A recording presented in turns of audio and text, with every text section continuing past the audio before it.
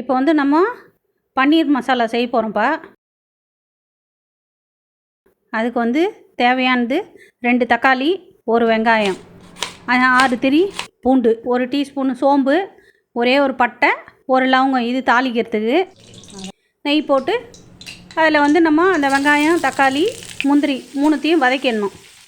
பூண்டு, 1 பல்லு இஞ்சி போட்டு வதக்கி நம்ம ஆற விட்டுட்டு அதுக்கப்புறம் மிக்சியில் போட்டு அரைச்சிக்கணும்.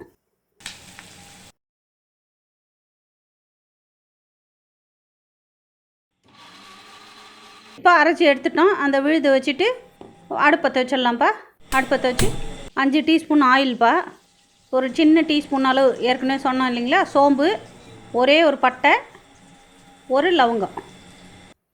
அது பொரிஞ்சதும் நம்ம இப்போ அரைச்ச விழுதை போட்டுக்கலாம். நம்ம ஃபஸ்ட்டு கலக்கும் போதே தண்ணி எந்த அளவு வேணும்னு அப்போது நம்ம கலந்துக்கணும். தண்ணி கொதிச்சதுக்கப்புறம் தண்ணி கலக்கக்கூடாது, நல்லா இருக்காது டேஸ்ட்டு. ஃபஸ்ட்டே கலந்துங்க. நான் இப்போது மசாலா சேர்க்க போகிறேன். வீட்டு மசாலா தூள், மிளகாத்தூள் சேர்த்துக்கலாம்.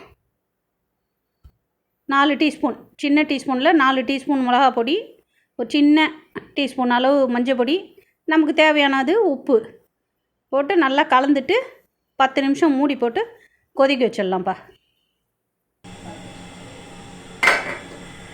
கொதித்து நல்லா கட்டி ஆகிடுது, நல்லா கொதிச்சிடுது. கொதிக்காமல் சாப்பிடக்கூடாது. 10 நிமிஷம் சிம்மில் வச்சு கொதிக்க வச்சிடணும்.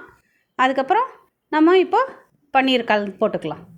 கட் பண்ணி பன்னீர் கலந்துக்கலாம்ப்பா.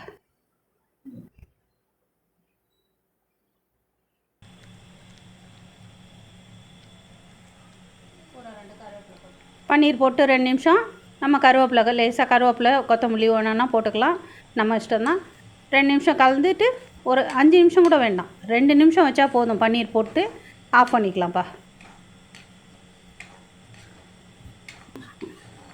இப்போ நல்லா அருமையான காரம் கம்மியாக யார் வேணாலும் சாப்பிட்லாம். குழந்தைங்க நல்லா விரும்பி சாப்பிடும். பன்னீர் ரெடி, பன்னீர் மசாலா ரெடிப்பா.